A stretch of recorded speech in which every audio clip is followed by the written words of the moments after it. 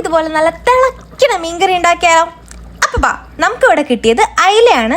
അപ്പം നമുക്ക് ഫ്രിഡ്ജിൽ നിന്ന് അയില എടുത്ത് ആദ്യം ഒന്ന് വൃത്തിയാക്കി എടുക്കാം. ഇതിനെ വൃത്തിയാക്കി വെട്ടി സെറ്റ് ആകുമ്പോഴത്തേനും കുറച്ച് തേങ്ങയൊക്കെ നമുക്ക് ചെരുകി വെക്കണേ. ഒരു പാൻ എടുത്ത് തേങ്ങ, ഉള്ളി, കറിവേപ്പില ഒക്കെ ഇട്ട് നന്നായി ഇളക്കുക. മൂത്ത് വരുമ്പം മല്ലിപ്പൊടി, മുളക് പൊടി, മഞ്ഞൾപ്പൊടി ഇതൊക്കെ ഇട്ട് നല്ലോണം ഒന്ന് മിക്സ് ചെയ്യാം. ചൂടാറിയതിനു ശേഷം നമുക്കൊരു മിക്സിയിലിട്ട് നന്നായിട്ട് നരച്ചെടുക്കാം. ഇതാ ഇങ്ങനെ. ഇനി പുളി വെള്ളത്തിൽ ഒഴിച്ചിട്ടതിന് ശേഷം നമുക്ക് ചട്ടി ചൂടാക്കി വെളിച്ചെണ്ണ, ഉലുവ, ഉള്ളി, വെളുത്തുള്ളി, ഇഞ്ചി, ഉപ്പ് ഒക്കെ ഇട്ട് നല്ലോണം മിക്സ് ചെയ്യുക. കുറച്ച് കറിവേപ്പിലും കൂടി ഇട്ട് തക്കാളി ഇടാം. അതും നല്ലോണം മിക്സ് ചെയ്യുന്ന ടൈമിലേക്ക് നമ്മൾ അരപ്പ് ഇതിനകത്തേക്ക് ചേർത്ത് കൊടുക്കാം. നല്ലോണം ഇളക്കി നല്ല മണമൊക്കെ വരുന്നുണ്ട്.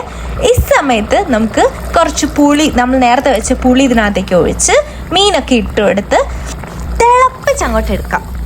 ഇനി നമുക്കിത് കുറച്ച് നേരം മൂടി വെച്ച് ലോ ഫ്ലെയിമിലിട്ട് പിന്നെയും നല്ലോണം തിളപ്പിക്കാൻ കുറച്ച് വെളിച്ചെണ്ണയും കൂടി ഒഴിച്ചു കൊടുത്താൽ നമ്മളെ കറി ഇവിടെ റെഡിയായി.